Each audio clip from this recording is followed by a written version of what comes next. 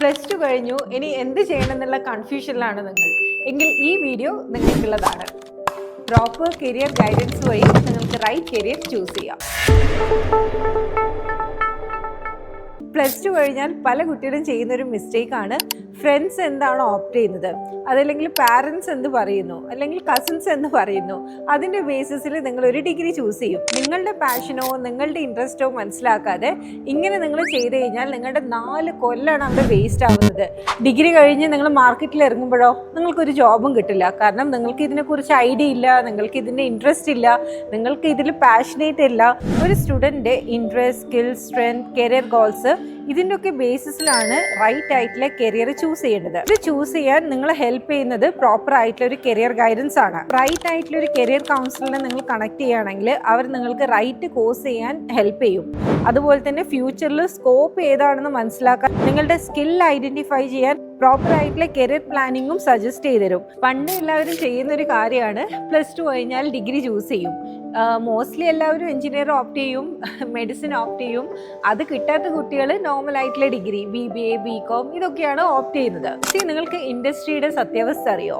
നിങ്ങളൊരു ജോലിക്ക് അപ്ലൈ ചെയ്യുന്ന സമയത്ത് ഒരു കമ്പനിയും നിങ്ങളുടെ മാർക്സ് എത്രയാണ്, അല്ലെങ്കിൽ നിങ്ങൾ ഏത് കോളേജിൽ നിന്ന് ഡിഗ്രി ചെയ്തെന്നല്ല ചോദിക്കുന്നത്. അവർ നിങ്ങളോട് ചോദിക്കുന്നത് നിങ്ങൾക്ക് എന്ത് എക്സ്പീരിയൻസ് ഉണ്ട്, നിങ്ങൾക്ക് എന്ത് സ്കില്ലുണ്ട്, നിങ്ങൾക്ക് ഏത് രീതിയിൽ എൻ്റെ കമ്പനിയെ ഹെൽപ്പ് ചെയ്യാൻ പറ്റും. സോ പ്രാക്ടിക്കലി ഒരു ജോലി ചെയ്യാനും സ്കില്ല് ഡെവലപ്പ് ചെയ്യാനാണ് നിങ്ങൾ നോക്കേണ്ടത്. ഒരു ഇൻഡസ്ട്രി നോക്കുകയാണെങ്കിൽ അവിടെ പല ടൈപ്പ് ഓഫ് ജോബ് റോൾസ് ഉണ്ട്. ക്രിയേറ്റീവ് ഫീൽഡാണ് നിങ്ങൾക്ക് ഇഷ്ടമാണെങ്കിൽ നിങ്ങൾക്ക് ഗ്രാഫിക് ഡിസൈനിങ് ചൂസ് ചെയ്യാം, വീഡിയോ എഡിറ്റിംഗ് ചൂസ് ചെയ്യാം, UI UX ചൂസ് ചെയ്യാം. അതല്ല നിങ്ങൾക്ക് ടെക്കിലാണ് ഇൻട്രസ്റ്റ് ആണെങ്കിൽ you can go for Python, data science or AI.